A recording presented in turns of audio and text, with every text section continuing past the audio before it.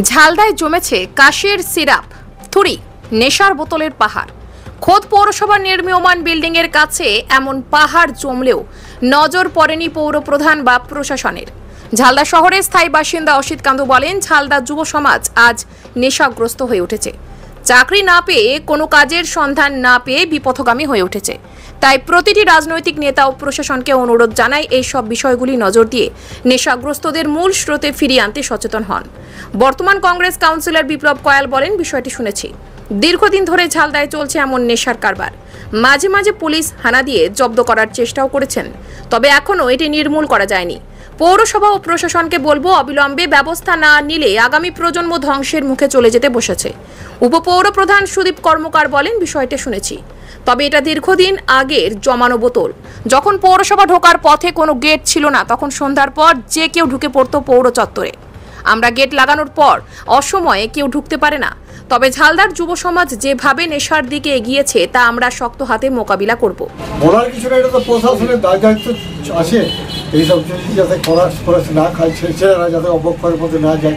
একটা ঠিকানা পেয়ে গেছে, তাদের জিম্মেবার তো প্রত্যেকটা চেয়ারম্যানের দরকার ছিল। শুধু আজকে কারেন্ট চেয়ারম্যান নয়, বিগতকালের যারা চেয়ারম্যান ছিল তাদের কাল থেকে যে স্তূপ দেখা যাচ্ছে, তাতে দীর্ঘদিন ধরে আজকে এটা মনে হচ্ছে 10-15 বছরের জিনিস।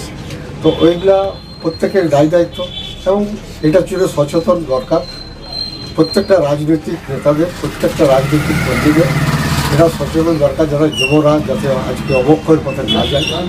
যুব সমাজটা আজকে ধ্বংস হয়ে যাচ্ছে, তারা আজকে চাকরির অভাবে, কাজের অভাবে এসব করে বেড়াচ্ছে, এবং তাতে সমাজের পথে বহুত ক্ষতি হচ্ছে। তাই প্রত্যেকের কাছে আমার আবেদন যে রাজনৈতিক যারা আজকে মাথার উপরে দাঁড়িয়ে আছে, তাদের প্রত্যেকের দায়িত্ব যাতে যুব সমাজ এইখান থেকে যাতে ডাইভার্সন হয়, যাতে ভালো হয়, তার ব্যবস্থা গ্রহণ করার উচিত।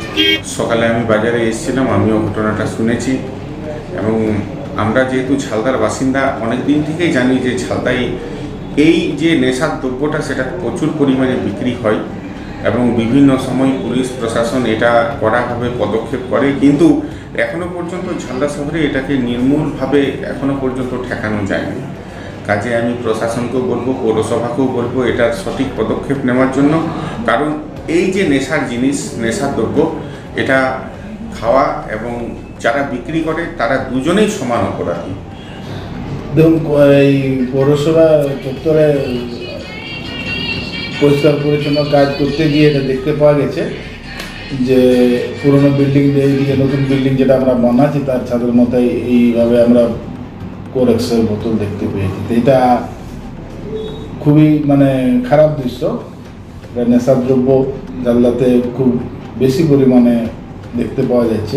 এটা আমাদের পৌরসভা থেকে আমরা ব্যবস্থা নেব যাতে এই সকল নেশার দ্রব্য আমাদের ঝালদা থেকে যেন না হয়, নেশার দ্রব্য বিক্রি। এবং প্রশাসনকেও আমি বলবো যে এই বিষয় নিয়ে ওনাদের দৃষ্টি দেওয়া উচিত, যাতে আগামী প্রজন্মের ছেলেরা যাতে এইসব নেশাতে গ্রস্ত না হয় এবং তারা যেন নেশামুক্ত থাকতে পারে। আর এই বোতল যা বেরিয়েছে, আমাদের পৌরসভা আগে গেট পুরো ওপেন থাকতো, তো কোনো বন্ধ ছিল না, তার জন্যে এটা একটা আড্ডাখানা হয়ে গেছিল। আজ আমরা এটা পৌরসভা অফিস বন্ধ হয়ে যাওয়ার পরে গেট আমরা বন্ধ করে দিই 6টার পরে, ভিতরে কেউ প্রবেশ করতে পারে না, এবং তার জন্য অনেকটা জায়গা পরিষ্কার পরিচ্ছন্ন হয়ে আছে। তো সেই জন্যে এই বোতলের অবস্থা, আজ যে কেউ এখানে ঢুকতো, যে কেউ বেরোতো, কেউ কোনো আগে কোনো দেখার কোনো ব্যবস্থা ছিল না, তাই এই অবস্থা দেখতে পেয়েছি আমরা। তো এটা খুবই খারাপ, এটা নিয়ে ব্যবস্থা আমরা পৌরসভাতেও নেব এবং পৌরসভাকেও বলবো এদিকে যেন ওনারা দৃষ্টি আকর্ষণ করে।